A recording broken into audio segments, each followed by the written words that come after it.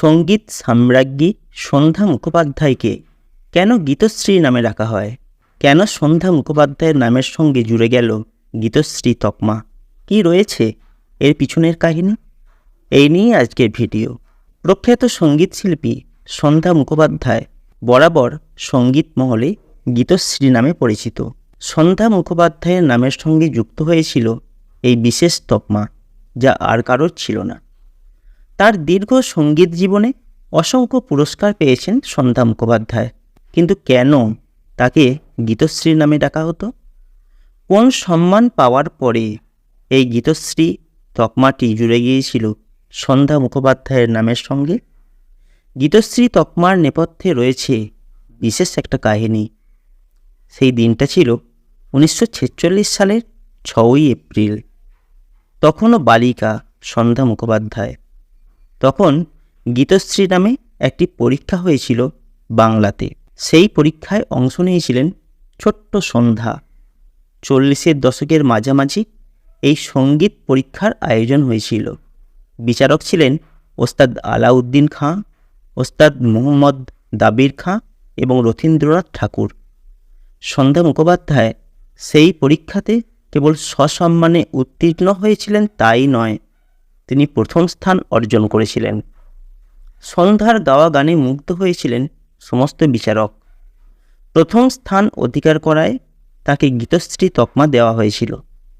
এরপর থেকে সন্ধ্যা মুখোপাধ্যায় গেয়েছেন খেয়াল, ঠুংরি, ভজন, গজল, কীর্তন, ভাটিয়ালি, রবীন্দ্রসঙ্গীত, নজরুলগীতি সহ একের পর এক আধুনিক বাংলা গান।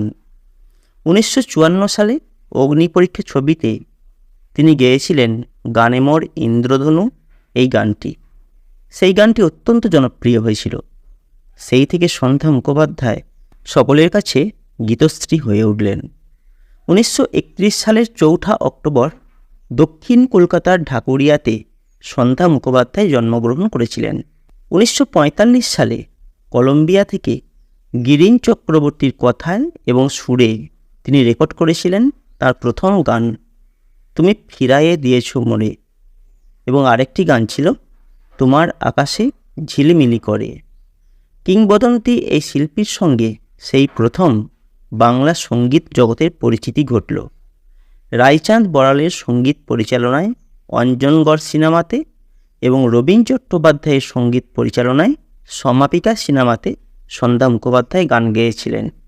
শুধু তাই নয়, সেই একই বছরে অর্থাৎ 1948 সালে তিনি রেকর্ড করেন 3টি আধুনিক গান। বড়ে গুলাম আলী খাঁয়ের প্রখ্যাত শিষ্যা সন্ধ্যা মুখোপাধ্যায় বাংলা গানের সাম্রাজ্ঞী 17টি হিন্দি ছবিতে প্লেব্যাক করেছিলেন। স্বয়ং লতা মঙ্গেশকর তাঁর সুরে মোহিত ছিলেন। লতা মঙ্গেশকর গান করতে কখনো কলকাতায় এলে সন্ধ্যা মুখোপাধ্যায়ের খবর নিতে ভুলতেন না।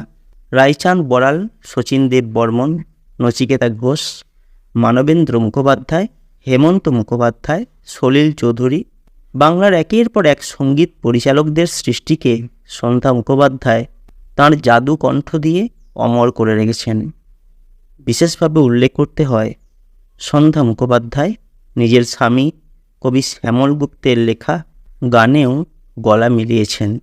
বন্ধুরা, এই হলো সন্ধ্যা মুখোপাধ্যায়কে নিয়ে ছোট্ট একটি ভিডিও। কেমন লাগলো আজকের এই ভিডিও কমেন্ট করে জানাবেন।